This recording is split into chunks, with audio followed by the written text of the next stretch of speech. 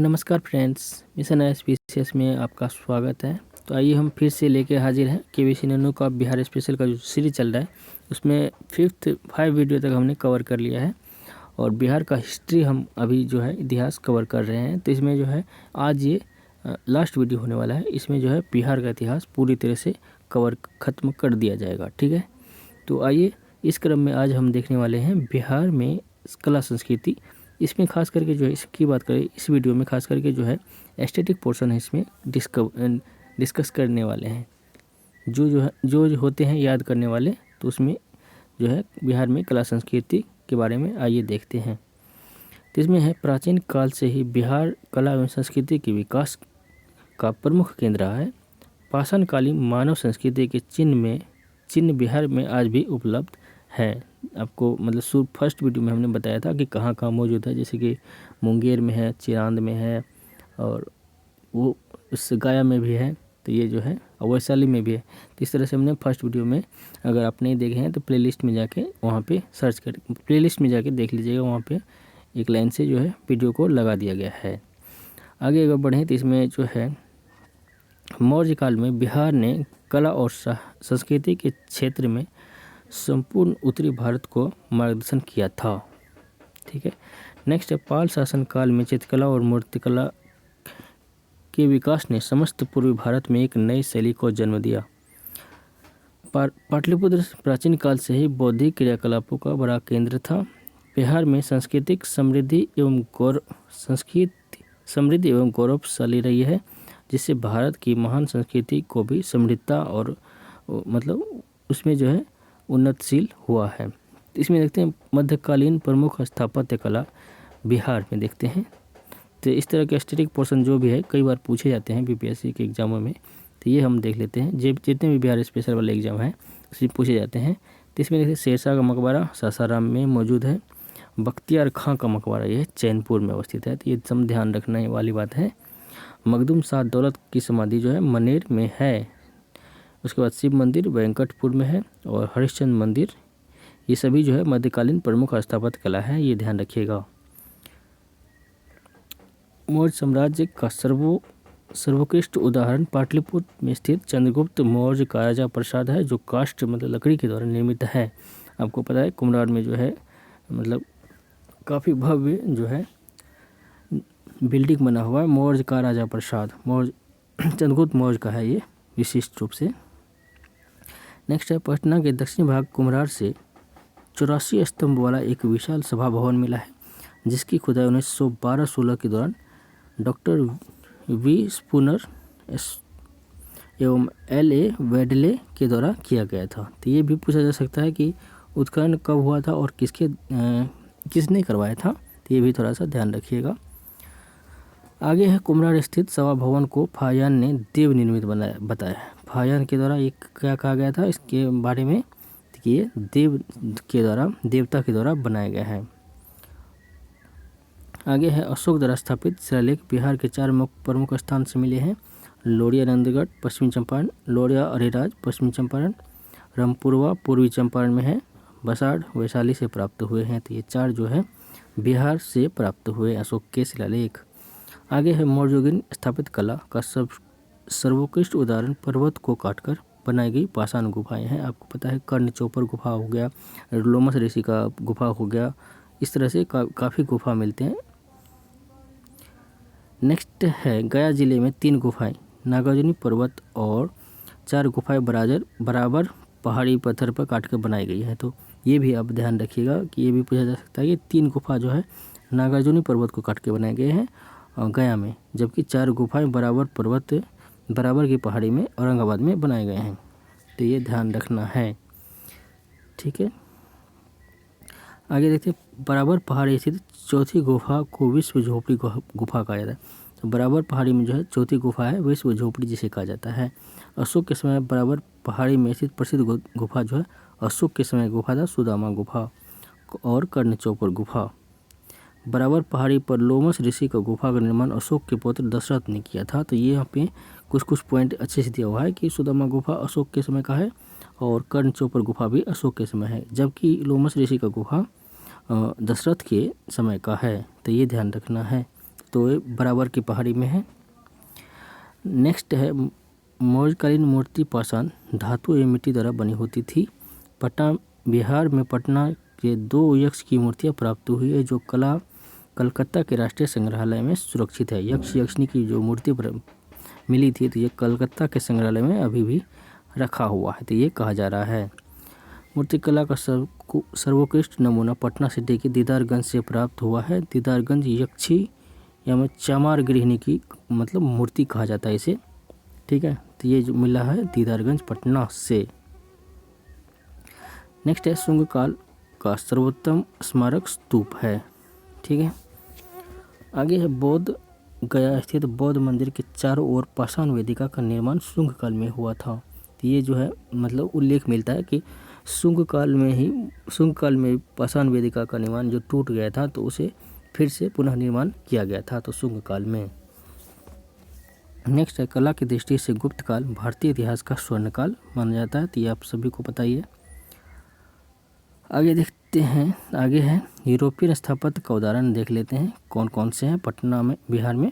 यह है पटना कलेक्ट्री हॉलैंड शैली में इसका निर्माण हुआ है। पटना कॉलेज ये भी हॉलैंड शैली में बना हुआ है। पादरी की हवेली ये गोथिक में लिखा हुआ है, तो ये ध्यान रखिएगा पादरी की हवेली ये गोथिक शैली में है। उसके बाद बांकीपुर चर्च जो है ये भी गोथिक शैली में है। राजभवन जो है ये यूरोपियन शैली में है। तो 3 शैली है, हॉलैंड शैली, गोथिक शैली और यूरोपियन शैली। मुख्य सचिवालय ये भी यूरोपियन शैली में है। उच्च न्यायालय ये यूरोपियन शैली में है। पटना संग्रहालय इस इंडो इस्लाम शैली में है। और सुल्तान पैलेस ये भी इंडो इस्लामिक शैली में है। आगे है चित्रकला से संबंधित तथ्य हम देख लेते हैं। तो ये जो है पाल, तो पांडुलिपि चित्रण, दीवार पर चित्रण और अष्टसहस्रिका ये जो है पाल कला में काफ़ी फेमस थे उस समय। चित्रकला और पंचरक्षा पांडु चित्रलिपि बुद्ध के जीवन के से संबंधित है, ठीक है। जैसे कि महापरिनिर्वाण हो गया, निर्वाण हो गया, इस तरह के बुद्ध के जो जीवन के काल के जो घटनाएं घटी थी वो चित्रकला के माध्यम से बताया गया था पाल समय में। नेक्स्ट है पटना कलम, तब मुगल और ब्रिटिश प्रभाव लघु चित्र कागज हाथी दांत पर दैनिक जीवन के चरित्र यानी कि गुरसहाय लाल, झुमक लाल, शिवलाल, लालचंद, कन्हैया लाल ये जो है प्रमुख चित्रकार है पटना कलम के। ये जो है ये सब है। लास्ट थे ईश्वरी प्रसाद वर्मा। मधुबनी चित्रकला, तो भित्ति चित्र के साथ अरिपन, भित्ति चित्र इसमें बनाया जाता था और एक अरिपन बनाया था। लोक कला स्त्री की महत्वपूर्ण भूमिका इसमें थी। दीवार, कपड़े, कागज पर चित्रकारी की जाती थी। प्राकृतिक रंग का इसमें उपयोग किया जाता है। सरनाथ स्तंभ धमेक स्तूप का निर्माण गुप्त काल में ही हुआ था, तो ये ध्यान रखिएगा। धमेक स्तूप का पूछा जा सकता है कि ये कब निर्माण हुआ है। धमेक स्तूप गुप्त काल में इसका निर्माण हुआ है। पाल शासक धर्मपाल ने विक्रमशिला बिहार की स्थापना करवाया और वहाँ एक व्याख्यान कक्ष बनाया था। तो धर्मपाल द्वारा विक्रमशिला महाविहार बनाया गया था। आगे है शैलेंद्र शासक बालपुत्र देव यानी बालपुत्र ने पाल शासक देवपाल से अनुमति लेकर नालंदा में, तो ये आप ध्यान रखिएगा। यहाँ पे कोई लोग कन्फ्यूजन करता है कि कई लोग इसे गया मान लेते हैं, जबकि गया नहीं है। नालंदा में इन्होंने आज्ञा मांगी थी। बालपुत्र देव जावा के शासक थे। तो नालंदा में बौद्ध मठ का निर्माण करवाया और इन्होंने देवपाल से आज्ञा मांगी थी और इन्होंने आज्ञा दे दिया था, ठीक है। तो कहाँ दिया था, तो ये नालंदा में आपको ध्यान रखना है। पाल शासक के समय प्रमुख चित्रकार धीमान एवं बिठवाल था, उसका पुत्र। भारत में अफगान स्थापत्य का सर्वोत्कृष्ट नमूना जो है सासाराम में शेरशाह का मकबरा है। अफगान द्वारा पता है। शेरशाह प्रमुख दरबारी बख्तियार खां का मकबरा चैनपुर में अवस्थित है। चैनपुर कहाँ है, तो ये इसे एक नोट कर लीजिएगा कि बख्तियार खां का मकबरा चैनपुर यानी कि भभुआ में अवस्थित है। मुगल शैली का बिहार में सबसे सुंदर उदाहरण 1617 ईस्वी में क्या लिखा हुआ है, मनेर स्थित शाह दौलत का मकबरा है। तो ये शाह दौलत का मकबरा मनेर पटना में मुगल शैली का। पटना कलम मुगल कला शैली, ब्रिटिश कला शैली तथा क्षेत्रीय विशेषता का मिश्रण है। आपको पता है, मतलब आपने पढ़ा होगा कि मुगल कला शैली का विघटन जो हुआ, मतलब आश्रय नहीं देने के बाद वो लोग जो अन्य क्षेत्रों में फैल गए थे, तो उसका और ब्रिटिश कला का प्रभाव और क्षेत्रीय विशेषता का मिश्रण जो है ये पटना कलम में मिलता है। नेक्स्ट है पटना कलम के चित्र लघु चित्रों की श्रेणी में आते हैं। सामान्य चित्र बनाए जाते थे, उतना ज़्यादा सजावट नहीं होता था। जो लैंडस्केप मोड में खास करके पटना कलम बनाए जाते थे, जिनमें अधिकतर कागज़ और कहीं कहीं हाथी दांत पर भी चित्रित किया गया है पटना कलम में। आगे है पटना कलम शैली में पुरुष की प्रधानता के कारण इसे पुरुष का चित्र शैली कहा गया है। नेक्स्ट है पटना कलम के आरंभिक चित्रकार सेवक राम थे। पटना कलम के आरंभिक चित्रकार कौन थे? सेवक राम। नेक्स्ट है पटना कलम शैली के चित्र का संग्रह पटना संग्रहालय में अवस्थित है, जो कि खुदाबख्श वहाँ भी है और खुदाबख्श लाइब्रेरी पटना में भी सुरक्षित है। ये दोनों जगह जो है सुरक्षित है। अब देखते हैं बिहार के मंदिर है, हाँ मंदिर लिखा है। मंदिर का नाम और स्थान देख लेते हैं। इसमें है महाबोधि मंदिर, बोधगया में है, आप सभी को पता है। विष्णुपद मंदिर, ये भी गया में है, आप सभी को पता है। राम जानकी मंदिर, ये ध्यान रखना है, सीतामढ़ी में है, ठीक है। राम जानकी मंदिर है। जल मंदिर है आपको पावापुरी में, ये भी आपको ध्यान रख सकते हैं, जल मंदिर पावापुरी में है। सूर्य मंदिर देव स्थान में है। उसके बाद हरिहर नाथ मंदिर, हरिहरपुर का मेला लगता है सोनपुर में, आपको पता है।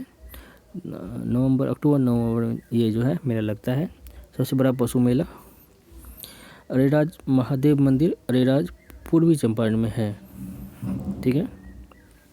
अरेराज वाला जो है पूर्वी चंपारण में है। पट्टन देवी मंदिर पटना में है। पूरन देवी मंदिर पूर्णिया में है। अरण्य मंदिर आरा में है। माधवेश्वर मंदिर दरभंगा में है। महावीर मंदिर पटना में है, आप सभी को आपने देखा होगा। तख्त श्री हर मंदिर ये पटना में है, पटना साहिब में है, ठीक है। और उसके बाद अजगैबीनाथ सुल्तानगंज में है।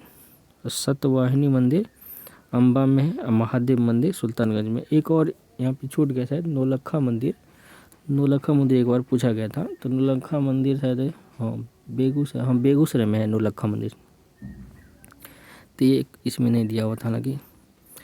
आगे है मधुबनी पेंटिंग का प्राचीन साक्ष्य विद्यापति के कीर्ति पताका से मिलता है। मधुबनी चित्र शैली को प्रोत्साहित करने एवं लोकप्रिय बनाने का श्रेय भारतीय हस्तशिल्प परिषद दिल्ली के भास्कर कुलकर्णी को मतलब जाता है, ठीक है। मधुबनी चित्रकला को जो है मतलब फेमस इन्होंने किया था, भास्कर कुलकर्णी का इसका जो है काफ़ी हाथ है। मधुबनी चित्रकला को राष्ट्रीय और अंतर्राष्ट्रीय स्तर पर ख्याति दिलाने के लिए ललित नारायण मिश्र, एल.एन. मिश्र का प्रमुख योगदान है। तो बिहार में अगर आपने एल.एन. मिश्रा का नाम जरूर सुना होगा।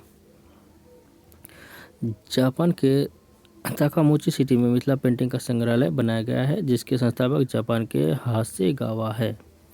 तो जापान में जो है ताकामाची सिटी में जो है मिथिला पेंटिंग के लिए संग्रहालय यानी कि म्यूजियम बनाया गया है, ये भी आपको ध्यान रख सकते हैं। आगे है मधुबनी चित्रकला शैली के प्रतीक। तो केला का अर्थ है मंसलता।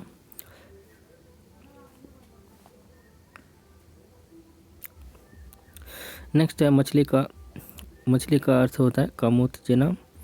सुग्गे का अर्थ है कामवाहक, सुग्गा मतलब तोता। बांस का है वंश वृद्धि, उसका मतलब प्रतीक या अर्थ उसका क्या क्या है, मधुबनी चित्रकला में क्या क्या अर्थ है, प्रतीक जो बनाए जाते हैं। सिंह का है शक्ति, हंस मयूर का है शांति। इस तरह के चित्र मतलब खास करके बनाए जाते हैं यहाँ पे।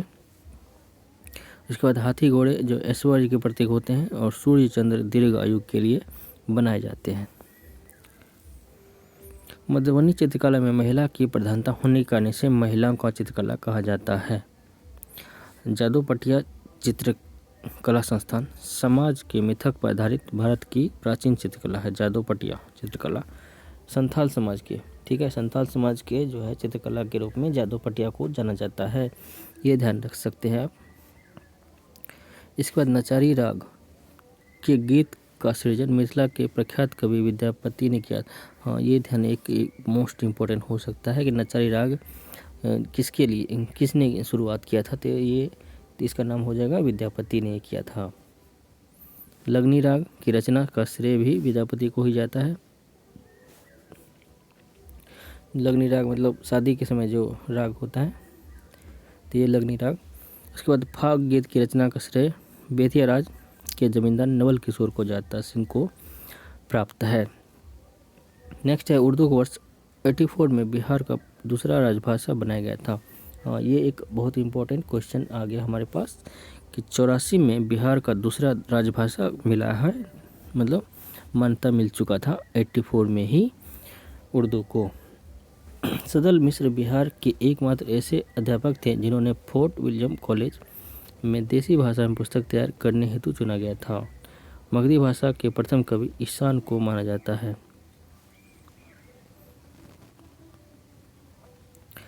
अब देखते प्रमुख मस्जिद और मकबरा बिहार का। तो पत्थर की मस्जिद पटना में है, संगी मस्जिद फुलवारी शरीफ में है, शाही मस्जिद हाजीपुर में है, जामा मस्जिद सासाराम में है, अकबरी मस्जिद मनेर में है, झगड़ुआ मस्जिद दरभंगा में है। तो ये ध्यान रख सकते हैं, इतने मस्जिद है। शेरशाह सूरी का मकबरा तो हमने बताया ही था। मखदूम साहिब का दरगाह बिहार शरीफ, तो ये इम्पोर्टेंट एक ये अंडरलाइन कर लीजिएगा। मखदूम साहिब का दरगाह बिहार शरीफ में।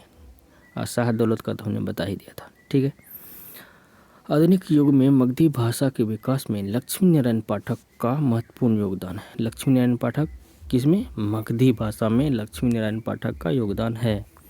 भोजपुरी का विकास 17वीं शताब्दी में धरती दास एवं दरिया दास ने किया था। इसके बाद भिखारी ठाकुर ने भोजपुरी भाषा को नवीन पहचान दी और इसकी सबसे प्रसिद्ध कृति विदेशिया है। आगे है मैथिली भाषा का वर्तमान स्वरूप 10वीं शताब्दी में उदित हुआ। मैथिली भाषा में सबसे पहली रचना वर्ण रत्नाकर। ये भी पूछा जा सकता है कि मैथिली भाषा का प्रथम रचना कौन सा है, तो ये हो जाएगा वर्ण रत्नाकर। तो ज्योतिरेश्वर ठाकुर ने की थी वर्ण रत्नाकर की रचना। आगे अंगिका को मैथिली का उपबोली भी कहा जाता है। 6वीं शताब्दी में रचित प्रसिद्ध बौद्ध ग्रंथ ललित विस्तर को अंगिका भाषा में है। तो ये एक और महत्वपूर्ण पॉइंट आ गया कि ललित विस्तर अंगिका भाषा में जो है। अब देखते हैं प्रमुख लोकगीत। तो लोकगीत कौन कौन है? तो ये नचारी है। नचारी तो भगवान शंकर के भजन गीत को एक विशेष राग में गाना। इस राग को जनक महाकवि विद्यापति की है। इस राग के जनक कौन है? महाकवि विद्यापति। नचारी राग जो कि भगवान शंकर के भजन गीत को एक विशेष राग है। लगनी राग हमने बता दिया था, विवाह के सब अवसर पर गाए जाते हैं। इसके कौन थे? लगनी राग के अभी देख लेते हैं। यहाँ पे देवादर लगनी राग, हाँ ये भी विद्यापति को ही इसका श्रेय जाता है लगनी राग को। फाग होली के अवसर पर गाए जाने वाले है। फाग चैता चैत के महीना में एक विशेष राग गाया जाने वाला वियोग श्रृंगार से संबंधित है। चैता जो राग जो है वियोग श्रृंगार से संबंधित है। उसके बाद है पूर्वी राग, स्त्रियों द्वारा गाया जाने वाला गीत, इसे पूर्वी राग कहा गया है। राजशाह नगमत आपकी अस्फी नामक संगीत के पुस्तक के रचयिता हैं। अब देखते हैं बिहार के प्रमुख व्यक्तित्व जो काफ़ी हमारे आंदोलन में या बिहार के काफ़ी फेमस व्यक्ति है, उसके बारे में हम जान लेते हैं। तो देख लेते हैं। तो इसमें जो है पहला विद्यापति है। तो श्रृंगार रस के प्रसिद्ध मध्यकालीन कवि विद्यापति का जन्म दरभंगा अभी मधुबनी में है और मधुबनी के बिस्फी ग्राम में हुआ है। तो 1352 में हुआ था। ये वैनवार वंश, ये हमने पढ़ाया था मध्यकालीन जो ये आप प्लेलिस्ट में देख लीजिएगा कि वैनवार वंश के महाराजा शिव सिंह के समकालीन थे ये। और परवर्ती अपभ्रंश भाषा में इसकी भूमिका कृतियाँ हैं, जैसे कीर्तिलता कीर्ति पताका, ये जो है इसकी कृतियाँ मुख्य मानी जाती है। तो ये ध्यान रख सकते हैं। नेक्स्ट है शेरशाह सूरी। तो ये शेरशाह, इसका नाम बचपन का नाम फटित था, ये आप सभी को पता है। 1539 में चौसा के युद्ध में हुमायूं को हराकर 1545 तक शासन किया था। और 15 कलिंजर में इसकी मृत्यु हो गई थी। बंगाल से पंजाब के मध्य जीटी रोड यानी ग्रैंड ट्रंक रोड का पुनर्निर्माण इसी के द्वारा करवाया गया था। तो आइए अब आगे देखते हैं। तो आगे हमारा व्यक्तित्व है, प्रमुख व्यक्तित्व गुरु गोविंद सिंह। तो आपको पता है कि 1666 में पटना साहिब में इसका जन्म हुआ है। 10वें गुरु जो थे गुरु गोविंद सिंह। गुरु गोविंद सिंह ने पाहुल प्रणाली का आरंभ किया। इस प्रणाली में दीक्षित होने वाला व्यक्ति को खालसा कहा गया था। ठीक है, आगे है शेख शरीफुद्दीन याहिया मनेरी, जिसका जिक्र हमने किया था। तो 1263 ईस्वी में हुआ था। सूफी आध्यात्मिक साहित्य के बहुसर्जक रचनाकार शेख शरीफुद्दीन याहिया मनेरी फिरदौसी सिलसिला से संबंधित है। तो यहाँ पे ध्यान रखना है, बिहार में खासकर फिरदौसी सिलसिला जो है काफ़ी फला फूला था। इसका विस्तार बिहार में काफ़ी ज़्यादा था। वह सूफी संत निजामुद्दीन फिरदौसी के शिष्य थे। कौन थे? याहिया मनेरी। आगे है दाऊद खां करारानी। मिडिवियल भारत में जब हम पढ़ा रहे थे तो उसमें इसका नाम दाऊद खां करारानी का आया था। तो बिहार एवं बंगाल के स्वतंत्र अफगान राज का अंतिम शासक अकबर ने 1576 में पराजित कर बिहार को मुगल साम्राज्य में मिला लिया था। तो किसे हराकर? तो दाऊद खां करारानी को 1576 में। आगे है मोहम्मद शाह नूहानी। तो बाबर के आक्रमण के समय जो बिहार में इसके आक्रमण के समय बिहार में मोहम्मद शाह लोदियों का गवर्नर था। तो मोहम्मद शाह लोदी का गवर्नर था। 1526 में जब बाबर के हाथों से मतलब इब्राहिम लोदी पराजित हो गया तो नूहानी ने स्वयं को स्वतंत्र घोषित कर लिया था।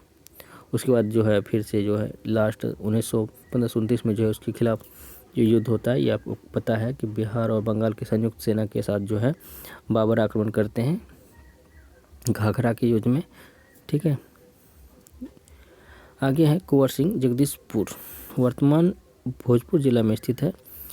के दुल्लौर गांव में जन्मे बाबू कुंवर सिंह प्रथम भारतीय स्वतंत्रता संग्राम 1857 के बिहार के सिपाही और महानायक थे। कुंवर सिंह ने 13 अगस्त 1857 से 22 अप्रैल 1858 तक एक लंबा अभियान चलाया था। इस अभियान का उद्देश्य अपने अनुभवी सैनिक को भारतीय क्रांतिकारी ताकतों के साथ एकताबद्ध करना था। ठीक है, अब देखते हैं अगला व्यक्तित्व है अब्बास अली। तो इन्होंने 1857 की क्रांति के दौरान बिहार में कुंवर सिंह के साथ अंग्रेज के विरुद्ध संघर्ष किया था। तो एक अब्बास अली थे। आगे है अब्दुल बारी। तो जन्म 1892 में शाहबाद में, ठीक है, के कसुआ गांव में। पिता का नाम मोहम्मद कुर्बान अली था। तो इनके पिता का नाम मोहम्मद कुर्बान अली। और भारत छोड़ो आंदोलन के दौरान इन्होंने अंग्रेज गिरफ्तार कर लिया था और हजारीबाग जेल में रखा गया था। वर्ष 1946 में ये बिहार प्रदेश कांग्रेस कमेटी के अध्यक्ष चुने गए थे। तो बिहार प्रदेश कांग्रेस कमेटी के अध्यक्ष चुने गए थे अब्दुल बारी सिद्दीकी। नेक्स्ट है अब्दुल शकूर, बिहार के दरभंगा जिले के, वर्तमान में समस्तीपुर में है। ये मगर दही गांव के निवासी, भारत छोड़ो आंदोलन में सक्रिय थे अब्दुल शकूर। अद्या प्रसाद सिंह, तो ये बिहार के भागलपुर जिले के गांव बंगामा या अभी शायद बभनगामा से बंगामा पोस्ट बेलहर के निवासी। 1942 के भारत छोड़ो आंदोलन के दौरान गिरिवार सिंह नामक उस व्यक्ति को बेलहर पुलिस के थाने से भागने के क्रम में 25 नवंबर 1942 को पुलिस द्वारा इनकी हत्या कर दी गई थी। आगे अहदू खान, बिहार के भागलपुर जिले के निवासी। 1857 क्रांति में इन्होंने भाग लिया था। ठीक है, और फांसी दे दी गई थी इसे 10 अक्टूबर 1857 को अहदू खान को। उसके बाद अकली देवी, बिहार के शाहबाद जिले के थे और भारत छोड़ो आंदोलन के दौरान पुलिस द्वारा हुई गोलीबारी में इसकी मृत्यु हुई थी। अकली देवी का भारत छोड़ो आंदोलन से संबंधित है। उसके बाद है अकलू शाह, बिहार के दरभंगा जिले के हैं, अभी मधुबनी फिलहाल में है। सूरतगंज मोहल्ला के निवासी थे और 42 भारत छोड़ो आंदोलन के दौरान मधुबनी थाने के घेराव के क्रम में पुलिस की गोलीबारी में मृत्यु हुई थी अकलू शाह की। आगे है अशरफी मंडल, तो बिहार के किश्तीकारी सुल्तानगंज भागलपुर के निवासी 1903 के सविनय अवज्ञा आंदोलन में सक्रिय रहे।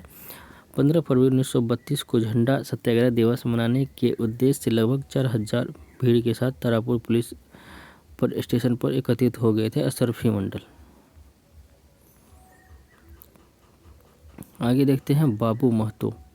तो ये जो है बिहार के मुंगेर जिले के निवासी और भारत छोड़ो आंदोलन के दौरान सियाराम दल नामक उग्रवादी में शामिल होकर सोनबरसा पुलिस और पोस्ट पर एक छापामार में भाग लिए थे, जहां पुलिस द्वारा इसकी गोलीबारी में मृत्यु हो गई थी। बाबू महतो सियाराम दल से जुड़े हुए थे, तो ये ध्यान रख सकते हैं बाबू महतो। उसके बाद है खान बहादुर खुदाबख्श खां। तो खुदाबख्श खां का जन्म अगस्त 1842 में तत्कालीन सारण जिले में हुआ। खुदाबख्श खां पांडुलिपि के प्रसिद्ध संग्रहकर्ता थे। इन्होंने खुदाबख्श लाइब्रेरी की जो है इन्होंने ही स्थापना की थी। उसके बाद विष्णुदेव राय, ये पूर्वी चंपारण के खड़तारी गांव के निवासी 1930 के सविनय अवज्ञा आंदोलन में सक्रिय रूप से शामिल थे विष्णुदेव राय। ठीक है, पुलिस गोलीबारी में इसकी मृत्यु हो गई थी। नेक्स्ट है देवी ओझा। तो बिहार के शाहबाद जिले के रहने वाले थे और 1857 के विद्रोह के दौरान कुंवर सिंह के सहयोगी के तौर पर इन्होंने काम किया था। तो ये कौन थे? देवी ओझा। आगे है भिखारी महतो, बिहार के पश्चिमी चंपारण जिला के निवासी थे। भारत छोड़ो आंदोलन में इन्होंने योगदान दिया था और सरकारी इमारत पर कांग्रेसी झंडा फहराने के दौरान ये जो है सरकारी इमारत पर कांग्रेसी झंडा फहराने के क्रम में पुलिस के मुठभेड़ के शिकार हुए थे। गोलीबारी में इसकी मृत्यु हो गई थी भिखारी महतो। आगे है बंदे अली। बंदे अली को पेशे से एक चपरासी थे जो आरा जिले के एक न्यायालय में कार्यरत 1857 के विद्रोह के दौरान इन्होंने नेतृत्व किया था और इन्हें फांसी दे दी गई थी बंदे अली। आगे है बच्चन बरिहार शिवनंदन पात्रा, जिसे कहा तो बिहार के दरभंगा समस्तीपुर वर्तमान में है। रामपुर दुधपुरा गांव के निवासी। समस्तीपुर में एक मालगाड़ी पर पथराव करने पर पुलिस द्वारा फायरिंग में इनकी मृत्यु हो गई थी, शिवनंदन पात्रा। उसके बाद है बद्री मंडल, ये बिहार के मुंगेर जिले के धानपुरा गांव के निवासी। फरवरी 1932 में झंडा सत्याग्रह दिवस मनाने में भीड़ में शामिल हुए थे। भीड़ पर पुलिस द्वारा अंधाधुंध गोलीबारी हुई जिसमें इनकी बद्री मंडल की मृत्यु हो गई थी। उसके बाद हीरा सनी, ये बिहार के मुंगेर जिले के रेपुरा गांव के निवासी। 1942 के भारत छोड़ो आंदोलन में इन्होंने सक्रिय रूप से भाग लिया था। मोकामा के निकट मालपुर में स्वराज सरकार स्थापित करने के उद्देश्य से पुलिस द्वारा की गई गोलीबारी में शहीद हो गए थे हीरा सनी। कहाँ पे? मुंगेर में। उसके बाद है फुलेना प्रसाद, इसका वास्तविक नाम था गोपीनाथ श्रीवास्तव। तो बिहार के वर्तमान सिवान जिले तत्कालीन सारण जिले में पंचलखी गांव के निवासी थे और भारत छोड़ो आंदोलन के सक्रिय कार्यकर्ता। 16 अगस्त 1942 को महाराजगंज थाने पर तिरंगा फहराने के क्रम में फुलेना प्रसाद की मृत्यु हुई थी। कहाँ पे? सिवान में, फुलेना प्रसाद। नेक्स्ट है सचिदानंद सिन्हा, ये भारतीय संविधान सभा के प्रथम अध्यक्ष थे, आपको पता ही है, और स्थायी अध्यक्ष थे। इनका जन्म 1871 में बक्सर जिला स्थित मुरार गांव में हुआ था। प्रथम भारतीय थे जिन्होंने एक प्रांत का गवर्नर और हाउस ऑफ लॉर्ड्स के सदस्य बनने का श्रेय मिला। ये जो है काउंसिल के सदस्य थे। इन्होंने बंगाल से पृथक बिहार राज्य का गठन में इन्होंने आंदोलन चलाया था, बिहार को बंगाल से अलग किया जाए। आगे है जगत नारायण लाल। तो जगत नारायण लाल बिहार के राजनीतिक और सामाजिक कार्य में अहम योगदान रहा इनका। 1937 के निर्वाचन के बाद बिहार मंत्रिमंडल सभा में सचिव बनाए गए और 40-42 के दौरान बांकीपुर जेल में रहे थे ये जगत नारायण लाल। आगे है अली इनाम। अली इनाम कलकत्ता हाईकोर्ट के प्रथम बिहारी जज हसन इनाम के बड़े भाई थे। हसन इनाम के बड़े भाई अली इनाम थे। भारतीय राष्ट्रीय आंदोलन के सक्रिय सदस्य के रूप में इन्होंने कार्य किया। बंगाल से बिहार उड़ीसा प्रांत के गठन की में महत्वपूर्ण भूमिका इन्होंने निभाई थी। आगे है जगलाल चौधरी। पेशे से एक डॉक्टर थे और अग्रणी स्वतंत्रता सेनानी। जगलाल चौधरी भारतीय स्वतंत्रता आंदोलन के कार्यकर्ता, दलित नेता, भारत के राजनीतिक एक समाज सुधारक भी थे जगलाल चौधरी। आगे है मोहम्मद यूनुस। 1937 में जो चुनाव के पश्चात जो हुआ था तो मुख्यमंत्री बने सबसे प्रथम। चूँकि डॉक्टर श्री कृष्ण सिंह मंत्रिमंडल बनाने से इनकार कर दिया था तो इन्होंने ही बनाया था सर्वप्रथम, इसलिए मोहम्मद यूनुस को बिहार का प्रधानमंत्री बनाया गया था। अगला है राजकुमार शुक्ल। राजकुमार शुक्ल चंपारण में एक कृषक नेता थे और 16 में कांग्रेस के लखनऊ अधिवेशन में इन्होंने शामिल होकर जो है महात्मा गांधी को चंपारण आने के लिए आग्रह किया था। आगे है कृष्ण वल्लभ सहाय। तो ये जो है के.वी. सहाय जिसे कहा था, 98 में जन्म हुआ है। बिहार राज्य के पटना जिले में स्थित शेखपुरा नामक स्थान पर हुआ था और इसने बिहार में भूमि सुधार का जनक माना जाता है, क्योंकि उन्हीं के प्रयास से बिहार में भूमि सुधार अधिनियम लागू हुआ था। कृष्ण वल्लभ। आगे है राजेंद्र प्रसाद। भारत के प्रथम राष्ट्रपति देश रत्न डॉक्टर राजेंद्र प्रसाद का जन्म 3 दिसंबर 1884 को सिवान जिले में, ये ध्यान रखना है, सिवान जिले में इसका जन्म हुआ है, जिरदोई नामक ग्राम में। ये भारत के संविधान सभा के अध्यक्ष भी थे। आपको पता है इन्होंने डिवाइडेड इंडिया नामक पुस्तक लिखी थी और एक और बुक था चंपारण में गांधी जी, ऐसा करके इसी के द्वारा लिखा गया था। उसके बाद देखते हैं जेपी। संपूर्ण क्रांति के प्रणेता और प्रसिद्ध स्वतंत्रता सेनानी जयप्रकाश नारायण का जन्म 11 अक्टूबर 1902 को सारण जिला, ठीक है। तो राजेंद्र प्रसाद सिवान जिले का हैं और जयप्रकाश नारायण सारण जिले के हैं। सीता दियारा में इन्होंने आचार्य नरेंद्र देव, मीनू मसानी, अशोक मेहता के साथ मिलकर कांग्रेस समाजवादी दल की स्थापना की। प्रथम सम्मेलन 1934 में औपचारिक रूप से गठन हुआ था, आपको पता है, और पटना में हुआ था। रमन मैगसेसे पुरस्कार पाने वाले ये पहले बिहार वासी थे। इनका देहांत 79 में हुआ था। आगे है प्रभावती देवी। प्रभावती देवी बिहार में स्वतंत्रता आंदोलन की महिला कार्यकर्ता थी, जिनका जन्म बिहार के सिवान जिले में हुआ है। प्रभावती देवी ये जयप्रकाश जेपी की पत्नी थी, सिवान जिले के, ठीक है। और पटना में महिला चरखा समिति की स्थापना इसके द्वारा ही किया गया था। आगे है जगजीवन राम, बाबू जी से कहा जाता है। ये स्वतंत्रता सेनानी, दलित वर्ग के प्रमुख नेता थे। इनका जन्म 1908 में भोजपुर में हुआ था, ठीक है। आगे है कवि कैलाश सिंह। ये बिहार के सावा जिले के घरदोई गांव के रहने वाले थे। इन्होंने कैलाशपति सिंह के नाम से भी जाना जाता है, कवि कैलाश सिंह को।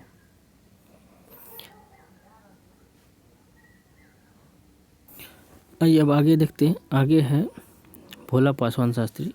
तो महान स्वतंत्रता सेनानी थे भोला पासवान शास्त्री, पहले दलित मुख्यमंत्री भी थे। भारतीय राष्ट्रीय आंदोलन के समय भोला पासवान शास्त्री पूर्णिया से राष्ट्र संदेश नामक हिंदी साप्ताहिक पत्रिका का संपादन किया था बीपी शास्त्री ने। नेक्स्ट है श्री कृष्ण सिंह। बिहार के प्रथम मुख्यमंत्री और बिहार केसरी के नाम से जाने जाते हैं श्री कृष्ण सिंह। मुंगेर में इसका जन्म हुआ था और व्यक्तिगत 1940 में आरंभ किए थे। व्यक्तिगत सत्याग्रह के प्रथम सत्याग्रही थे और दूसरे सत्याग्रही अनुग्रह नारायण सिंह थे, आपको पता है। उसके बाद देखते हैं अनुग्रह नारायण सिंह 1887 को, तो इनका जन्म जो औरंगाबाद में हुआ है। और चंपारण में नील आंदोलन के दौरान जब महात्मा गांधी, डॉक्टर राजेंद्र प्रसाद व उनके साथियों के साथ वार्ता हेतु बुलाया गया था तो अनुग्रह नारायण सिंह ने भी उसके साथ थे, ये भी उसके साथ गए थे। आगे है मौलाना मजरुल हक। तो पटना जिले के मनेर थाना में ब्रह्मपुर गांव में जन्मे। इंग्लैंड से बैरिस्टर की पढ़ाई की और मुस्लिम लीग के बम्बई अधिवेशन के अध्यक्ष, ठीक है, इन्होंने किया था। तो इस तरह से ये होम रूल आंदोलन, खिलाफत आंदोलन, असहयोग आंदोलन में सक्रिय भूमिका इन्होंने निभाई थी। आगे है बिहार विद्यापीठ के संस्थापक कुलधिपति द मदरलैंड नामक समाचार पत्र के प्रकाशक गांधी जी ने इसे देश भूषण कहा था। तो दी मदरलैंड के संपादक थे मौलाना मजहरुल हक। आगे है हसन इनाम, बैरिस्टर थे ये और कलकत्ता उच्च न्यायालय में प्रथम बिहारी न्यायाधीश थे और राष्ट्रीय कांग्रेस के अध्यक्ष, चौथे मुस्लिम अध्यक्ष। बम्बई अधिवेशन में बिहार उड़ीसा के विधान परिषद के सदस्य ये थे। इस तरह से इसके बाद सब अवज्ञा आंदोलन के दौरान बिहार में स्वदेशी लीग के सचिव बने थे ये हसन इनाम। आइए अब आगे देखते हैं विश्वनाथ प्रसाद शाहाबादी। तो इसके बारे में जानते हैं। तो ये है भोजपुरी सिनेमा के जनक के रूप में प्रसिद्ध विश्वनाथ प्रसाद शाहाबादी का जन्म 1912 में आरा में हुआ था। उन्होंने 1965 में पहले श्वेत श्याम भोजपुरी फिल्म गंगा मैया तोहे पिहरी चरेबो का निर्माण कर भोजपुरी सिनेमा का में जो है एक नए युग की शुरुआत इन्होंने की थी। अब आइए आगे देखते हैं। आगे देखिए तो आगे जो है आगे है प्रथम, इसमें अगर आगे है तो आगे है बलदेव सहाय। तो बलदेव सहाय बिहार के प्रथम भारतीय एडवोकेट जनरल महाधिवक्ता थे। भारत छोड़ो आंदोलन के दौरान बलदेव सहाय ने सरकारी नीतियों के विरोध में अपना पद से इस्तीफा दे दिया था। बलदेव सहाय ने जब मतलब ये जो है छात्रों पे गोली चलाया गया था और सात छात्र जो शहीद हुए थे तो इन्होंने इस्तीफा दे दिया था। आगे है रामशरण शर्मा। तो रामशरण शर्मा बिहार के महान इतिहासकार थे। इनका 26 नवंबर 1919 में बेगूसराय जिले में बरौनी में हुआ था इसका जन्म। इतिहास के प्रोफेसर थे पटना और दिल्ली विश्वविद्यालय में। आगे है नरसिंह नारायण सिंह। तो ये कौन थे? तो बिहार के पूर्णिया जिले के प्रसिद्ध कानूनाधिकारी थे। जब पहली बार आज़ाद दस्ता की बैठक हुई थी तो उसमें वासुदेव प्रसाद सिंह और नरसिंह नारायण सिंह ने क्रमशः सिविल और मिलिट्री डिपार्टमेंट का नेता चुना गया था। तो ये इसे जो है मिलिट्री डिपार्टमेंट का नेता चुना गया था। ठीक है, आज़ाद दस्ता के अंतर्गत। आगे है बिस्मिल्लाह खां। मशहूर संगीतज्ञ एवं महान शहनाई वादक बिस्मिल्लाह खां का जन्म 16 में हुआ था बक्सर जिला के डुमरांव में। और वास्तविक नाम कमरुद्दीन खां और उसकी उम्र में ही इन्होंने मशहूर संगीतज्ञ के रूप में प्रसिद्ध मतलब कम उम्र में ही इन्होंने प्रसिद्धि हासिल कर ली थी। आगे है शारदा सिन्हा। बिहार की एक लोक गायिका है। भोजपुरी एवं मैथिली दोनों ही भाषा में सर्वाधिक विख्यात है और प्रतिष्ठित गायिका है।